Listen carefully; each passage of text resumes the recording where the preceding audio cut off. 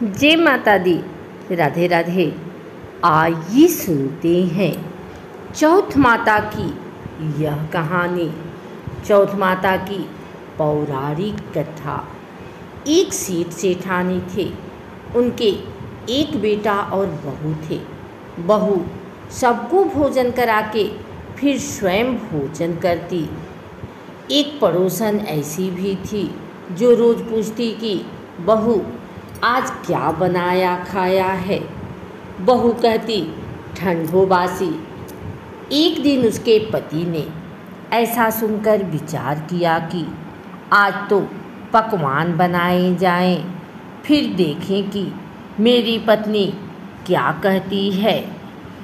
उसने तरह तरह के पकवान बनवाए और घर के सभी लोगों ने एक साथ बैठकर भोजन किया। आज भी पड़ोसन ने पूछा तो बहू ने कहा ठंडो बासी। सेठ के लड़के ने सोचा हो ना हो कोई बात अवश्य है जिससे कि मेरी पत्नी ऐसा कहती है।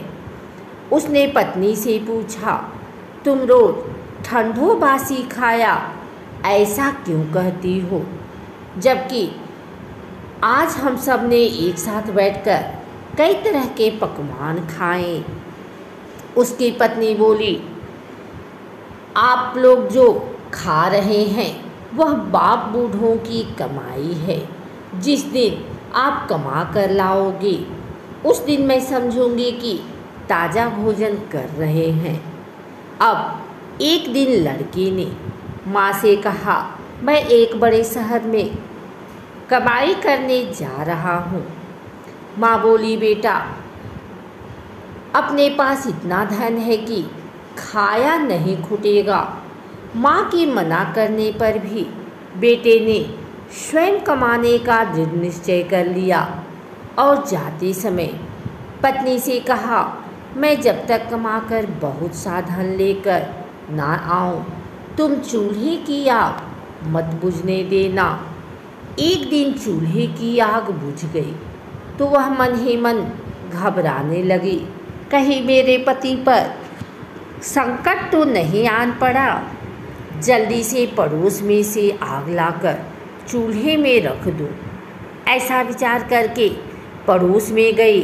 वहाँ पड़ोसन चौथ माता का व्रत पूजन कर रही थी। पड़ोसन ने कहा थोड़ी देर में आकर ले जाना। बहू ने पड़ोसन से पूछा आप यह व्रत क्यों करती हैं, इससे क्या मिलता है। पड़ोसन ने कहा चौथ माता के इस व्रत को करने से अन्न लक्ष्मी मिले और अपनी मनोकामना पूरी हो। अब बहू भी चौथ माता का व्रत करने लगी। दीवार पर चौथ माता बनाई। उस दिन घी गुड़ का चूरमा बनाकर रात्रि को चंद्रमा को अर्घ देकर भोजन करती। ऐसा करते करते बहुत दिन हो गए। चौथ माता ने उस बहू के पति को सपना दिया कि साहूकार का बेटा तू जागे कि सोवे, तेरी पत्नी बहुत याद कर रही है, घर जाकर उसकी चिंता मिटा। तू दुकान खोलकर कंकु केसर का पगलिया बना के बैठ जा। आज तेरा हिसाब किताब चुकता हो जाएगा। अब तो चौथ माता ने जैसा कहा था वैसा ही हुआ। उसने घर जाने की तैयारी की और गाड़ी भर के धन दौलत लेकर चल दिया। रास्ते में एक बड़ा सा काला नाग फन फैलाए बैठ गया और कहने लगा आज तो मैं तुम्हें डसूंगा, छोड़ूंगा नहीं। आज तेरी आयु पूरी हो गई है। सेठ के लड़के से कहा आज चौथ माता ने मुझे सपना दिया तो मैं पत्नी से मिलने घर जा रहा हूँ। वहाँ मेरी पत्नी बहुत चिंता कर रही है। मैं उससे मिलकर जरूर आऊँगा, तब तुम मुझे डस लेना। नाग ने कहा तुम शपथ पूर्वक कहकर जाओ तो मैं तुम्हें जाने दूंगा, परंतु लौटकर नहीं आए तो तुम्हारे घर आकर मैं तुम्हें डस लूँगा। इस प्रकार सर्प को वचन देकर वह अपने घर पहुंचा। वहाँ सभी से हंसी खुशी से मिला और भोजन करने के बाद उदास होकर बैठ गया।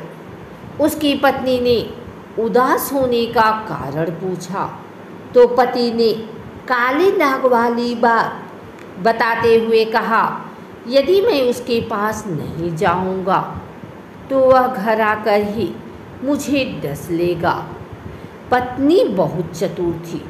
उसने कहा कि आप घबराओ नहीं, लेट जाओ, मैं एक उपाय करती हूँ। पत्नी ने कमरे की 7 पीढ़ी धोई। पहली पीढ़ी पर रेत, दूसरी पर इत्र, तीसरी पर गुलाल फूल, चौथी पर कंकु केसर, 5वीं पर लड्डू पेड़ा, 6ठी पर गादी गलीचा और 7वीं पीढ़ी पर दूध का कटोरा भरकर रख दिए। इस प्रकार वह 7 ही पीढ़ी सजाकर बैठ गई। आधी रात होते ही नाग आकर पीढ़ी चढ़ने लगा। पहली पीढ़ी पर रेत में लौट गया और कहने लगा कि सेठ की बहू ने आराम तो बहुत दिया, पर वचनों से बचकर आया हूँ, सो डसूंगा अवश्य ही। इसी प्रकार 7 पीढ़ियों पर नाग आराम करता हुआ और कहता हुआ कि डसूंगा जरूर। कमरे में जाने ही वाला था कि चौथ माता ने विचार किया कि मैं इसे नहीं बचाऊंगी तो संसार में धर्म कर्म और व्रत पूजन को कौन मानेगा। अब तो गणेश जी, चंद्रमा जी और चौथ माता ने उसे बचाने का विचार किया।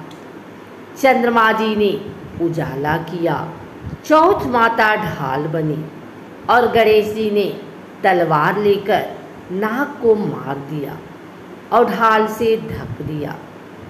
अब बहू भी थकी हारी सो गई।